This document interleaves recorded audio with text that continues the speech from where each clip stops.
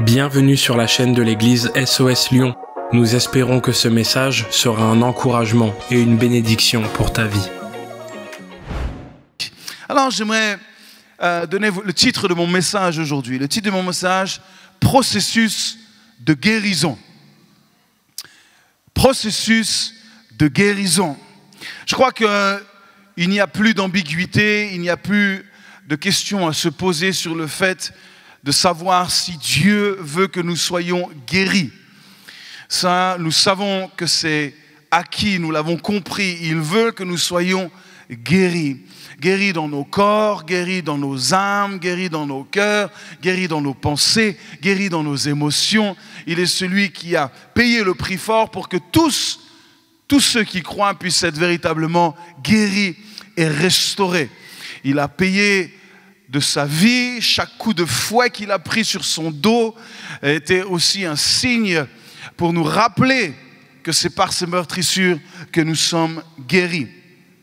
Et là, j'aimerais, avant de lire un texte avec vous replonger dans un contexte simple. Jésus vient de passer par l'agonie, le jardin de Gethsémanée, le moment difficile, un moment éprouvant, un moment angoissant. Et puis, à la suite de cela, il va vivre encore une chose terrible. Il va être trahi par l'un des siens. Il va être trahi par Judas, le disciple qui l'a suivi pendant plus de 3 années. Judas va le trahir. Il va lui donner un baiser pour montrer à toute l'équipe qui est venue avec lui qui est Jésus. Il nous est dit même qu'il est venu avec une cohorte. C'est pas juste quelques hommes, c'est 600 hommes, une cohorte. 600 soldats qui sont venus chercher Jésus, plus des sacrificateurs, plus des gens qui sont là pour l'accuser.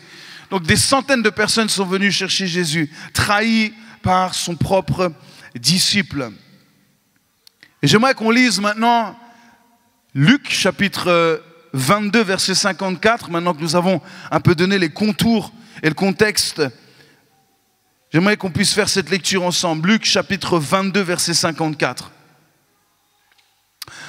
Après avoir saisi Jésus, ils l'emmenèrent et ils le conduisirent dans la maison du souverain sacrificateur. Pierre, donc l'apôtre Pierre, enfin le disciple Pierre, est là et il suivait de loin. Ensuite, ils allumèrent du feu au milieu de la cour et ils s'assirent. Pierre s'assit parmi eux.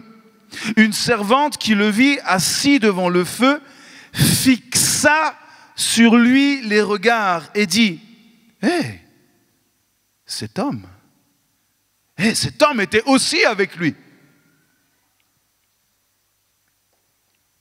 Mais il le nia, disant « Femme, je ne le connais pas. » Puis peu après, un autre, l'ayant vu, dit « Mais tu es aussi de ces gens-là. » Et Pierre dit « Homme, je ne suis pas. » Environ 1 heure plus tard, un autre encore insista, disant « Certainement cet homme était aussi avec lui, car il est galiléen. » Pierre répondit « Homme, je ne sais pas ce que tu dis. Je ne sais pas de quoi tu parles. » Au même instant, comme il parlait encore, le coq chanta. Le Seigneur, s'étant retourné, regarde à Pierre. Et Pierre se souvint de la parole que le Seigneur lui avait dite. « Avant que le coq chante aujourd'hui, tu me renieras 3 fois. » Et étant sorti, il pleura amèrement. On connaît tous cette histoire. Mais il y a tellement de choses dans cette histoire. Et j'aimerais faire sortir quelques points importants de ce texte. Tout d'abord, on voit que Pierre, dans cette situation, devient une cible. Il devient une cible. Premièrement, une femme le voit, le remarque, le repère. Une servante qui le voit assis devant le feu. Et il nous est dit, elle va fixer son regard, elle va fixer son regard sur lui. Pierre est où à ce moment-là? Écoutez, c'est important. Où est Pierre à ce moment-là? Puisqu'il nous est dit qu'il suivait de loin Jésus. Mais Pierre se trouve quand même dans la cour du souverain sacrificateur. Il n'est pas si loin que ça. Il suit de loin, mais il n'est pas très loin quand même. Il est entré dans la cour du souverain sacrificateur qui est en train de discuter, plutôt en train de questionner Jésus, et il n'est pas très loin. Et il est avec les servantes et les serviteurs du souverain sacrificateur. Les disciples ne sont plus là. C'est Pierre qui s'est détaché et qui est venu. Et il est venu s'asseoir avec les serviteurs et les servantes du sacrificateur. Et vous savez comment il est reconnaissable aussi, Pierre, à ce moment-là? C'est parce que Pierre n'a pas l'uniforme des serviteurs et des servantes de l'époque. Il a son habit banal, classique. Mais les serviteurs et les servantes du sacrificateur avaient un uniforme reconnaissable. Donc c'est normal que la femme le regarde et dit, mais toi tu étais avec lui aussi. En quelque sorte, tu n'es pas des nôtres. Et puis les servantes et les serviteurs se connaissaient aussi entre eux. Ils disaient, mais qu'est-ce qu'il fait là, lui? Qu'est-ce qu'il fait là autour du feu? Il n'a rien à faire ici. Et puis peu de temps après, qu'est-ce qu'on voit? On voit qu'il y a un homme encore qui le regarde, qui le fixe, l'ayant vu, il nous est dit. C'est-à-dire qu'il va être encore une fois la cible des regards de cet homme. Et puis, 1 heure passe. Donc Pierre est là depuis 1 heure au minimum, autour du feu, avec les servantes et les serviteurs. Je ne sais pas de quoi il parlait. Je ne sais pas ce qui s'est passé autour de ce feu.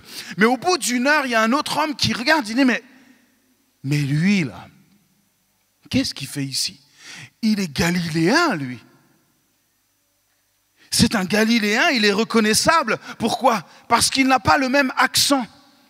Il ne parle pas de la même manière. Lui, il est galiléen, les autres sont judéens. Il ne parle pas forcément de la même manière. Donc il est reconnaissable aussi. Pierre devient la cible. Tous les yeux sont braqués sur lui. Est-ce que vous avez déjà vécu une situation similaire? Vous sentez les yeux se fixer sur vous. Vous, les étudiants, quand vous arrivez pour passer un examen et vous vous présentez et soudainement il y a tout le jury qui est là et tous les yeux sont rivés sur vous. C'est pas évident comme situation, hein. Ils examinent tout. Moi, je me souviens quand j'ai appris la musique, le moment des examens. J'arrivais avec mon saxophone, tout tremblant. Je posais ma partition et puis je sentais les yeux. Je ne les voyais pas, mais je sentais les yeux qui me regardaient.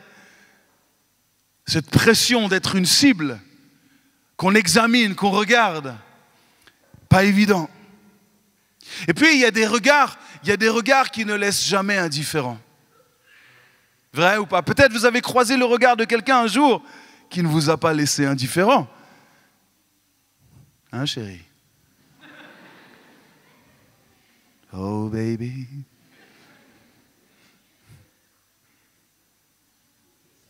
Tes yeux. Wouh! Il y a des regards qui laissent des marques. Des marques indélébiles. Et là, Pierre a eu 3 opportunités différentes.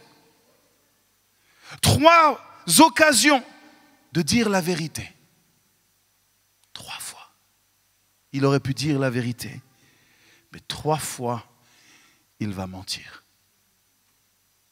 À 3 reprises. 3 reprises. Dans un laps de temps assez court, peut-être 1h30, il va mentir. Pourtant, vous savez quoi? Jésus n'était pas si loin. Il n'était pas si loin. Et on va comprendre pourquoi il n'était pas si loin. Parce que juste après avoir croisé le regard de ces personnes qui l'ont vu autour du feu, à un moment donné, Pierre va croiser le regard de celui qui l'a suivi pendant 3 ans et demi. C'est ce qui nous est dit ici. Là, celui-ci est un regard qui tue.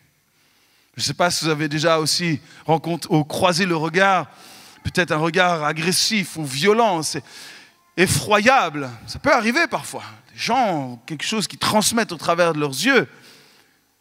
Parfois la haine qui ressort par là. Et il nous est dit que Jésus prend le temps de se retourner pour regarder Pierre. Aïe, aïe, aïe. À ce moment-là, quel regard! Imaginez-vous la scène. Jésus est là, il est de ce côté-là, il est en train d'être interrogé, on le questionne, on le gifle. C'est ce qui nous est dit ici, on lui met des soufflets, on le maltraite. Et puis peut-être là où se trouve Miguel ici, il y a Pierre qui est pas si loin, qui est là dans la cour et avec tous les autres. Et puis, à un moment donné, Jésus se retourne et croise le regard de son disciple. De quelle manière vous croyez que Jésus l'a regardé? Parce que qu'est-ce qu'il vient de se passer? Ce que le coq a chanté. C'était ce que Jésus lui avait dit avant même que le coq chante 3 fois, tu m'auras renié. Qu'est-ce qui s'est passé? Il a renié 3 fois. Et Jésus, est-ce qu'il s'est retourné?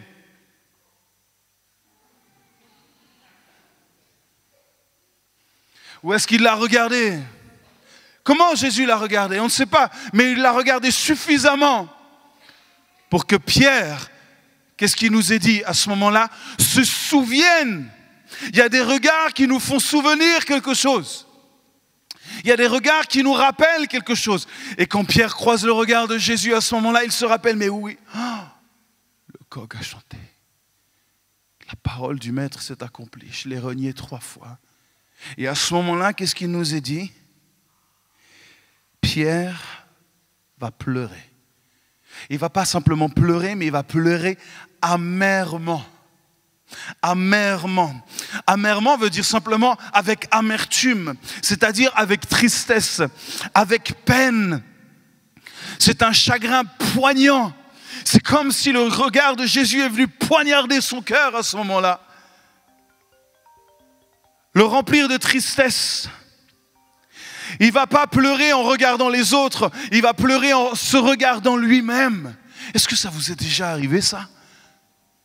De pleurer en vous regardant vous-même, en regardant notre état, en regardant l'état de nos cœurs, en regardant ce que nous avons fait. Soudainement le chagrin poignant vient.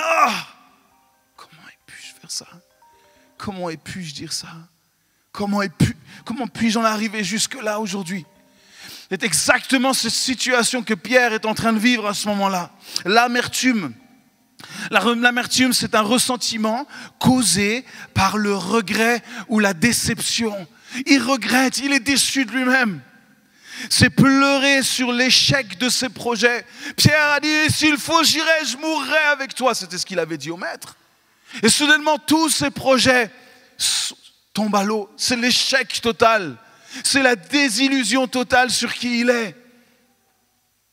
Coup de poignard. Bon, en France, je ne vous apprends rien. Il y a une culture, c'est la culture du vin. Célèbre dans le monde entier. Et la mer fait partie des 4 saveurs fondamentales avec le sucré, le salé et l'acide, pour donner du bon vin. L'amertume naturelle du vin provient des tanins. Elle ne doit pas être confondue avec la maladie de la mer. Écoutez, c'est important.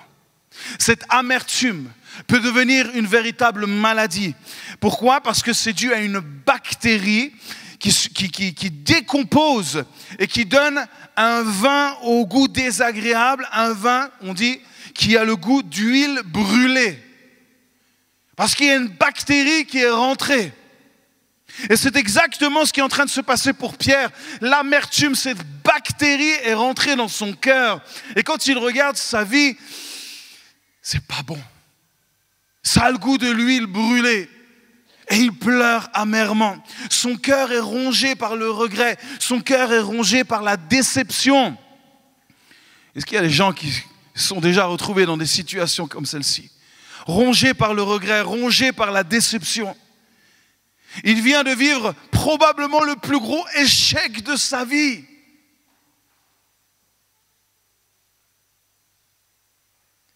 Lui qui a dit qu'il était prêt à mourir pour Jésus, finalement, va le renier 3 fois en quelques minutes. Bam, bam, bam. Et faire le constat que finalement, il est faible. Finalement, il n'est pas celui qu'il espérait être dans cette situation. Oh, moi je me suis retrouvé bien des fois dans cette situation. Où je pensais être plus fort que je ne l'ai été. Je pensais pouvoir surmonter certaines choses et finalement non. Oh, je me suis retrouvé dans ces situations-là. Est-ce que j'ai déjà pleuré sur moi-même? Oui, j'ai déjà pleuré sur moi-même. Est-ce que j'ai déjà eu honte de moi-même? Oui, j'ai déjà eu honte de moi-même. Il pensait être finalement capable, mais non. Il pensait être suffisamment fort, et finalement non. Il pensait être l'homme courageux de la situation. Moi, je vais y aller. Je vais être au plus près de Jésus. Et finalement, rien de tout cela. Cette bactérie est venue contaminer sa vie. Et l'histoire pourrait très bien se terminer là. Tout pourrait très bien se terminer ici pour Pierre, en disant, mais ça y est, tant pis pour toi, Pierre. Tu as échoué. Tu as perdu la chance de suivre Jésus. Tu l'as renié. C'est fini, Pierre. C'est dommage. Tu étais un bon gars. Tu étais un gars, franchement, qui avait du potentiel. Mais là, après avoir fait ce que tu as fait, je doute.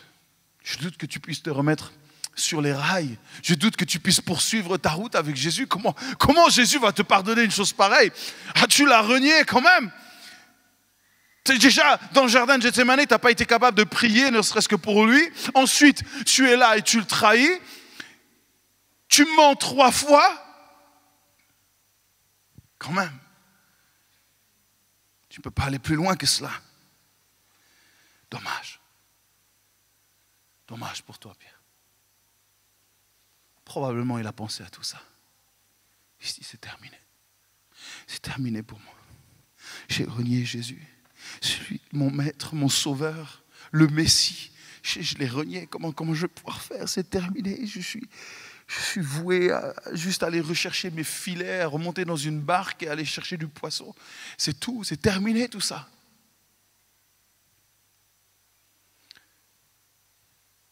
Jésus, effectivement, il va aller mourir sur cette croix. Jésus, comme il l'avait annoncé, va ressusciter 3 jours après. Amen. Et puis ensuite, qu'est-ce que Jésus va faire? Oh, j'aime Jésus. Il va aller revoir ses disciples. Oh. Il va aller revoir ceux qui l'ont tous abandonné. Ils l'ont tous abandonné. La Bible nous dit, ils l'ont tous abandonné.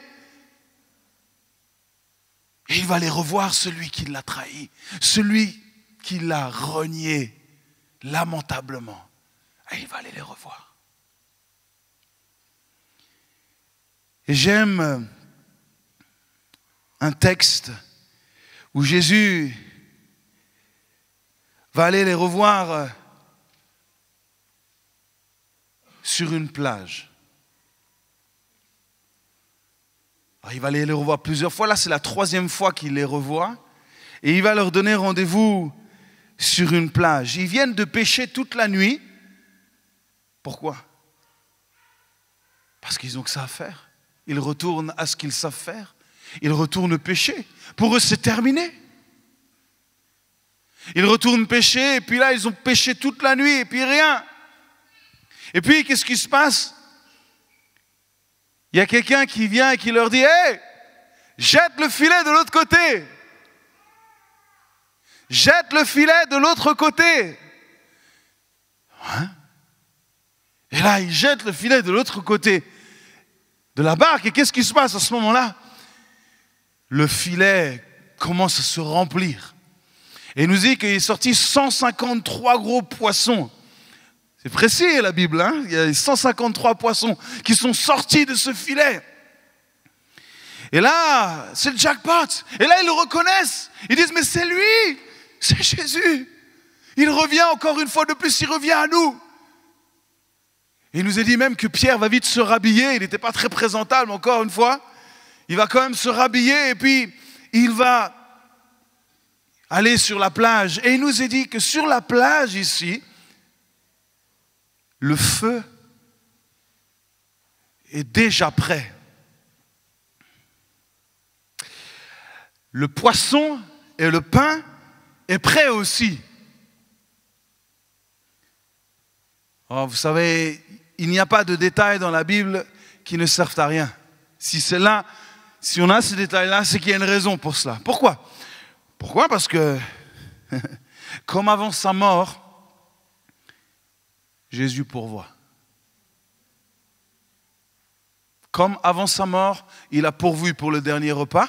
Après sa mort, c'est lui qui pourvoit pour le repas. Il pourvoit pour le repas et il va donner à ses disciples. Il n'y a pas de problème, Jésus accepte volontiers d'être le cuisinier de la famille. Il est mort en étant le serviteur et il ressuscite en étant encore le serviteur.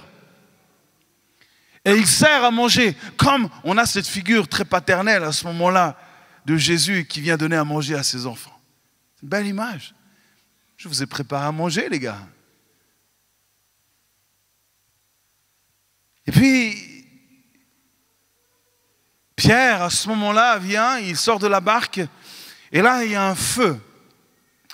Ce n'est pas n'importe quel feu, écoutez bien, c'est important ce détail. Ce n'est pas n'importe quel feu pour Pierre à ce moment-là.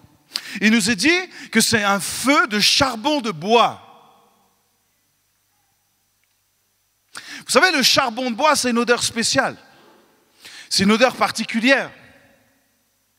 La seule fois où l'expression charbon de bois est notifiée dans la parole, vous avez une idée où est-ce qu'elle se trouve? À part celle-ci, bien entendu. C'est le feu où Pierre se trouvait quand il a trahi Jésus. Vous voyez cette odeur du charbon de bois? Cette odeur de la trahison, cette odeur de la déception, cette odeur de la...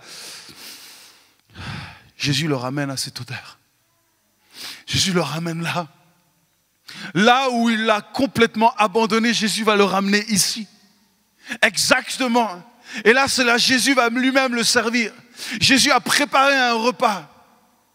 Pour lui, pour eux. Mais particulièrement pour Pierre ce jour-là. Cette odeur de la cour du palais, du souverain sacrificateur, il la retrouve ici, avec Jésus-Christ. Là où Pierre s'était joint pour se réchauffer, en regardant de loin ce qui se passait avec Jésus. Oh, que ce feu et cette odeur a dû lui rappeler quelque chose. Ah, il y a des odeurs aussi qui nous rappellent des choses, n'est-ce pas? Il y a certaines odeurs, les bons plats de maman, ou le parfum de votre épouse, de votre épouse. Ouh, ça provoque quelque chose, ça. Waouh! D'un coup, il y a quelque chose qui se passe dans notre œil, dans les odeurs. Imaginez Pierre à ce moment-là. Oh, cette odeur de bois, cette odeur de charbon. Encore une fois, il a dû se souvenir. Qu'est-ce que j'ai fait? Écoutez, c'est extraordinaire ce que Jésus va faire. Jean chapitre 21, verset 15.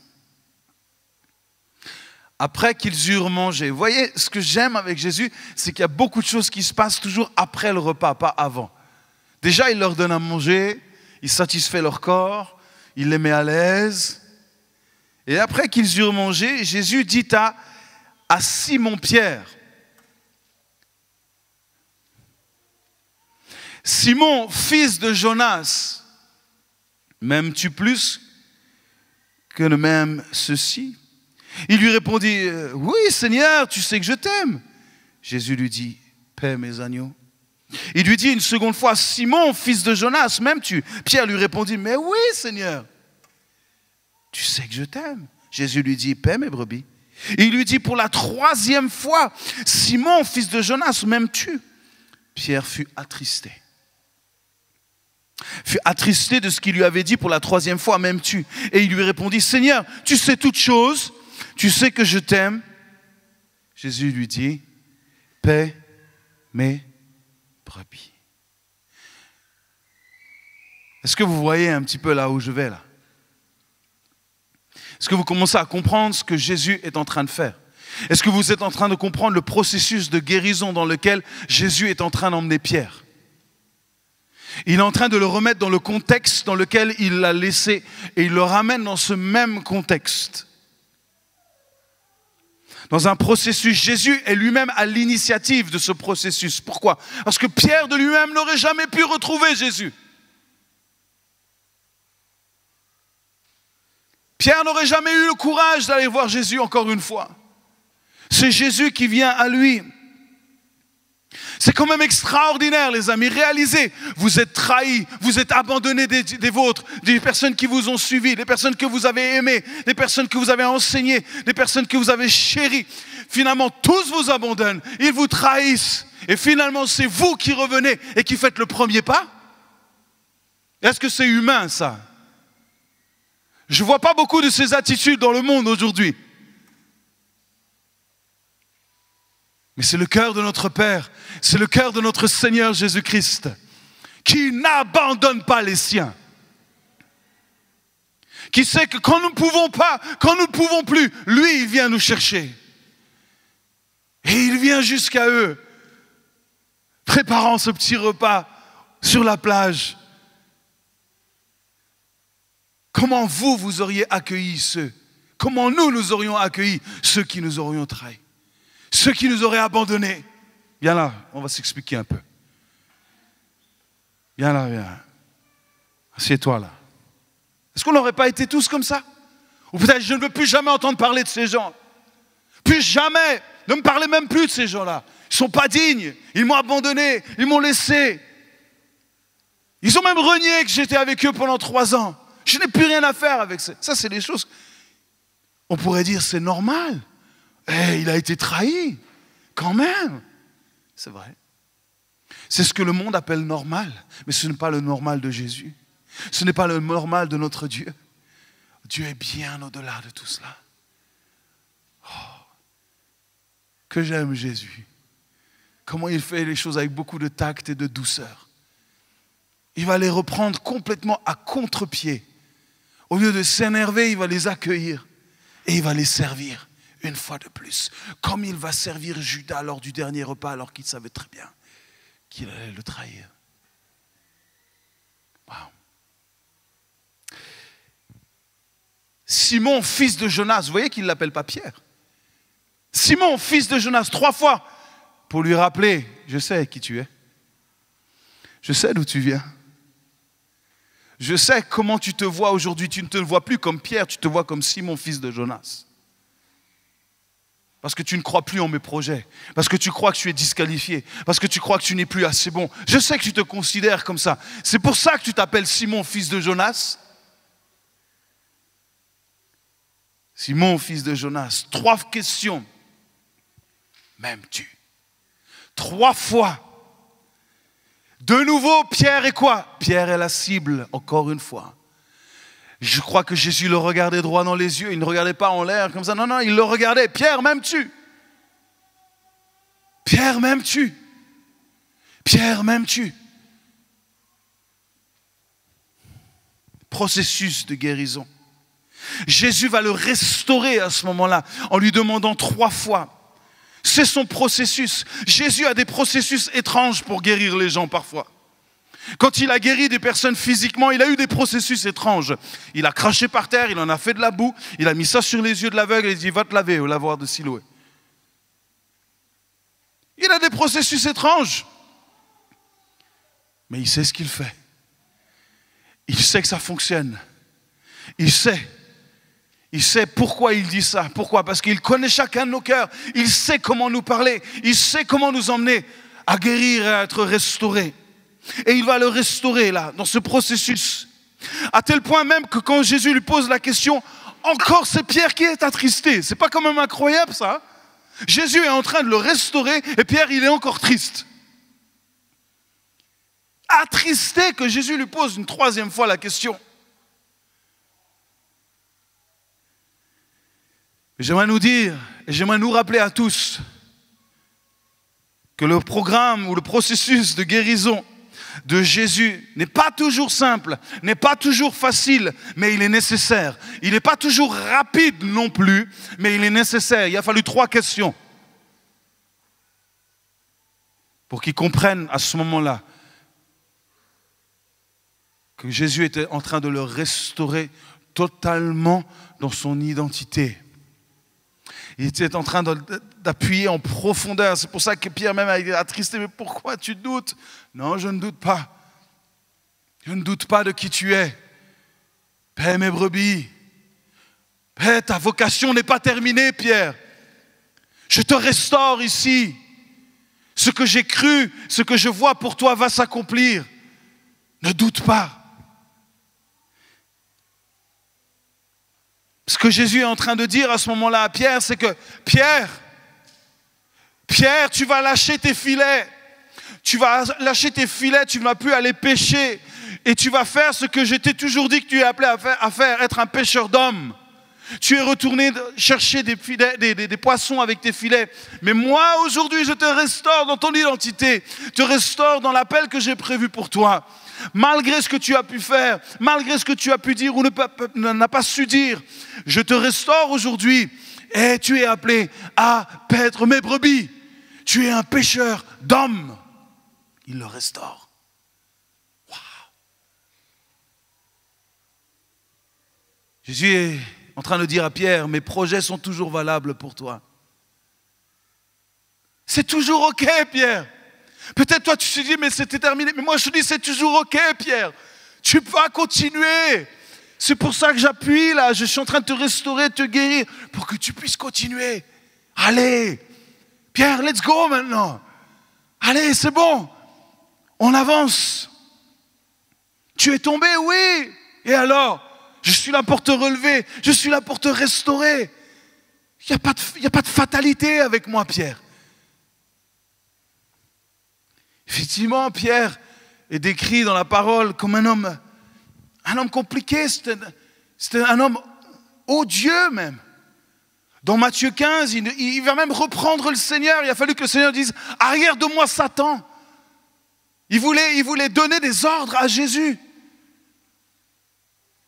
Il était lent à comprendre. Dans Matthieu 15, vous pourrez lire ça. C'était quelqu'un présomptueux aussi. Dans Jean 18, quand il pense régler les problèmes et puis qu'il va couper l'oreille de ce soldat, il veut régler les problèmes. Il pense qu'il est l'homme de la situation. Et puis c'est quelqu'un aussi qui veut sa récompense. Il ne fait pas ça pour rien. C'est ce qui nous est dit dans Matthieu 19, 27. Oh, voici, nous avons tout quitté et nous t'avons suivi. Eh bien, qu'en sera-t-il pour nous? En quelque sorte, voilà, on a fait ça pour toi maintenant. Et toi, tu nous donnes quoi en retour? Ça, c'est Pierre. Et puis, Jésus continue. Jésus continue parce que Jésus sait même quand Pierre va mourir. Jésus, on est là, il sait même le jour où nous allons rentrer à la maison, il le sait. Il sait toutes choses. Et dans Jean 21, 18, il est dit, en vérité, je te le dis, quand tu étais plus jeune, tu te saignais toi-même et tu allais où tu voulais.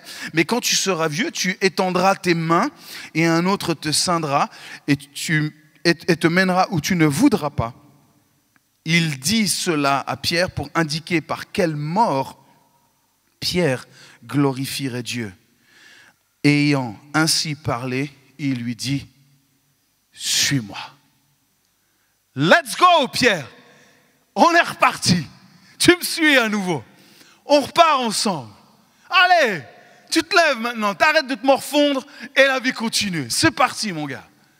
Et on y va. Et effectivement, Pierre y est allé. Oh, Pierre s'est levé. Pierre n'a pas manqué cette deuxième chance. Il y est allé. Les historiens disent que Pierre était à Rome en 67 après Jésus-Christ et qu'il fut saisi dans la persécution des chrétiens. Certains, d'autres disent qu'il a été crucifié la tête en bas. Parce qu'il n'aurait pas accepté d'être crucifié comme le maître. Il aurait dit, crucifiez-moi la tête en bas. Parce que je ne suis pas son égal. Peu importe la manière dont il est mort, il aura servi la cause de Christ jusqu'au bout. Sa restauration, sa guérison sur cette plage était plus que nécessaire. Il a fallu un véritable processus de guérison pour pouvoir le relever de là où il était. Lui qui était condamné, il s'était condamné lui-même, il s'est terminé. Jésus est venu le chercher. Il va devenir cette figure incontournable du christianisme. Un homme de foi robuste, rempli de l'esprit, plein d'assurance, fidèle jusqu'à la mort. Et voici l'une des dernières paroles de Pierre dans l'épître, 2 Pierre chapitre 1 verset 16. Écoutez, ce n'est pas en effet suivant des fables habilement conçues que nous vous avons fait connaître la puissance et l'avènement de notre Seigneur Jésus. Écoutez bien, vous êtes prêts? Mais c'est comme ayant vu sa majesté de nos propres yeux. On ne vous raconte pas de fables. Il est en train de dire, moi j'ai vu Jésus face à face. Je l'ai regardé dans les yeux. C'est lui qui m'a restauré. Je sais de quoi je vous parle. Je sais de qui je vous parle. Et je ne vous parle pas d'une fable ou d'une histoire qu'on raconte comme celle-ci pour divertir les gens. J'ai rencontré ce Jésus. Je l'ai regardé face à face. Il m'a restauré. Il m'a relevé. J'ai vu sa majesté de ses propres yeux. Oh, j'ai croisé son regard plusieurs fois dans ma vie.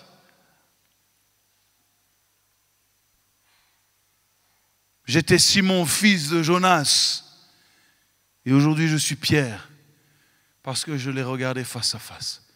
Parce qu'il m'a restauré. Parce qu'il m'a relevé quand personne ne pouvait le faire. Oh, tout n'a pas été simple. Tout n'a pas été facile. Mais Jésus l'a rendu possible. C'est lui qui est venu jusqu'à moi.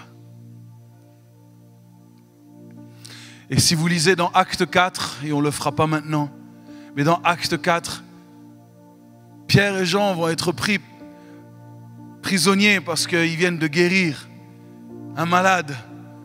Et puis il va se retrouver dans la même situation que Jésus lui-même s'est retrouvé. Quand lui-même a renié Jésus, lui-même va se retrouver devant le souverain sacrificateur. Les mêmes gugus sont là à ce moment-là. C'est juste extraordinaire de voir ce que Pierre et d'écouter ce que Pierre va leur dire à ce moment-là. Et il dit, mais de par quel nom vous faites ces miracles-là? Oh, Pierre se lève et dit, vous voulez que je vous dise par quel nom? Il dit, par le nom de Jésus-Christ. Nous faisons les miracles dans le nom de Jésus-Christ. Et il témoigne de la puissance de Jésus, de celui qui l'a restauré, de celui qui l'a guéri. Et tout ce qu'il fera sera dans le nom de Jésus-Christ. Et il nous a dit, rempli de l'Esprit, il prêchera l'évangile. Christ mort, Christ ressuscité. Pourquoi? Parce qu'il aura été restauré pour pouvoir servir la cause de Jésus. Sa restauration. Le processus de guérison est indispensable pour vivre une véritable évolution. Pierre a évolué, c'est indéniable. On l'a vu, il a évolué dans sa vie. Après la Pentecôte, il n'a plus jamais été le même. Un Pierre rempli de hardiesse, courageux. Oh, qui ne se glorifiait plus dans ses propres exploits, mais dans le nom de Jésus-Christ, dans le nom de celui qui l'avait restauré. 3 fois, il l'a relevé. Il est venu le chercher. Et il lui a parlé, Pierre, ça continue, ça ne s'arrête pas. Et cet après-midi, je suis juste venu vous dire et nous dire à tous, ça continue, ça ne s'arrête pas. Il n'y a rien qui puisse te condamner pour l'éternité. Rien. Si aujourd'hui, tu acceptes d'entrer dans ce processus de guérison, de restauration, afin que Christ te relève, Christ te restaure, Christ fasse de toi l'homme ou la femme qu'il a choisi que tu sois, parce qu'il a un véritable projet pour toi. Pourquoi? Parce qu'il connaît même le jour de ta mort, il connaît absolument toutes choses, il le sait. Et cet après-midi, il te dit, toi, suis-moi maintenant. J'ai de belles choses en perspective, et tu verras qui je suis, tu verras ma gloire. Est-ce qu'on peut se lever ensemble? Merci d'avoir pris le temps d'écouter ce message. Si tu n'as pas encore d'église, rejoins-nous. Toutes les informations sont sur notre site église-soslyon.com. À bientôt.